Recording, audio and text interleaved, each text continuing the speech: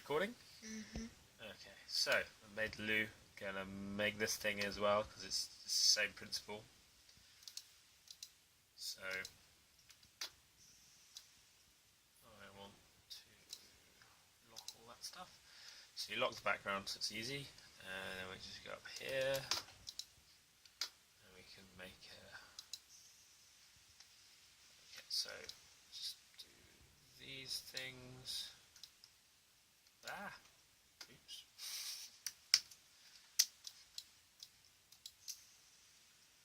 Okay, so put guides around the thing so that you can draw the circles in the right size and whatever.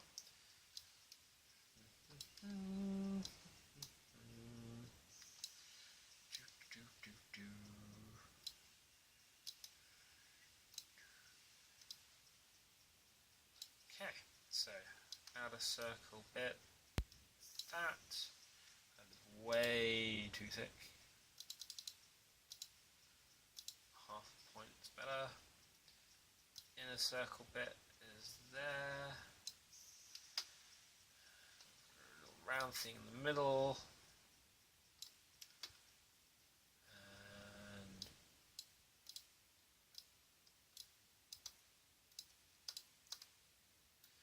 put the round circle thing for that. I want to make this 0.2.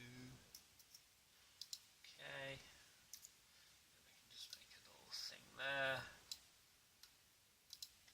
Okay, so first thing is this is too long. We need to make it smaller, or like we did cut it off. So you just get the rectangle tool, draw it across the end, and you may change the stroke to the fill by pressing that button, so it's now solid. And we also want to do it to this as well, so we make that solid. So now you select the circle and the square. You go to the Pathfinder tool, and you select minus front, so it takes away this thing which is over this, so that gets taken away from that, so you press that, which is great. And now we can just make this back to stroke again, and we want to make this thin. So that's great. Select all of it, lock your bits of speed A. Also, how do you remove the middle circle that goes through this tiny line that goes over it? In a second. I will just going to get rid of the guides because they get confusing. So this. Should I draw like a square again? So now you need to unlock things. So this, you don't want to circle through it, right? Okay, we will just make two of them. Or we can just fill it with white. That's the easiest thing to do here. So that has nothing in the middle of it. And we just click on that, make that white, and now it's fine. Yeah? So you made it solid. So I put a fill so you can't see through it. So it's now... Okay, so now all of that is looking a little floaty. It's not really lined up. So you select it all and go to our line tools and horizontally align everything so that's nice and aligned and stuff. Okay, so now made our B-Day. We go to symbols, select new symbol, B-Day. No idea how you spell it really, but it's fine. Make it graphic, press OK. Brilliant. So that is now an object. And it was saved there. So you go back out. There's a toilet there, which is great. This is coming from here. But I'm going to say that we're going to put a B-Day somewhere else. So we want a B-Day there.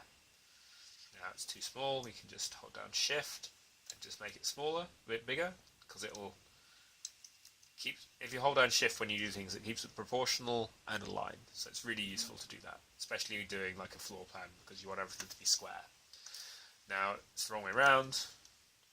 Hold down Shift until it's there. We go. So we just put that there against the wall, and we have a B-Day. And then, so you have made your symbols and stuff. When you've made them, you go to the drop-down menu here. and save to symbol library. Yeah. So press that. So these are this is all the libraries I've made. So floor plan elements. I want to update this to replace the one that was before. So click on that and hit save.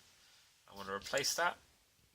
Okay, great. So that is now saved. So now when I start a new document, you can click up here and you can say open library, and this opens, and you can go user defined, and these are the ones that I've made. I'm the user. So floor plan elements, you just click on that and they appear there. So now you have all the floor plan elements. So every time you do a new project, you can just load your floor plan elements, so you can just start dropping them all over the place. And can you again show me how to save the floor plan at the end? The floor plan at the end? Yes. Okay, so... How did you expand the printing sheet? So, I'm just going to delete all those things. So first of all, we want to turn off our reference images, which are these layers here. And we'll just grab that and we can put that in the middle. Now, generally the way to do this would be to set this up by you start, because you want to print it on an A3 sheet or something. Yeah. So at the beginning, when you make your new file, you define it, you want an A3, so that's the dimensions for that, and just press OK. And then you wouldn't make the panel bigger, you'd make the picture smaller so it fits on there, right? But should you want to make it bigger, you select Artboard tool, because this panel is called the Artboard, and you can just drag it and make it bigger or smaller as you like. Okay. And that's kind of that, really. I mean,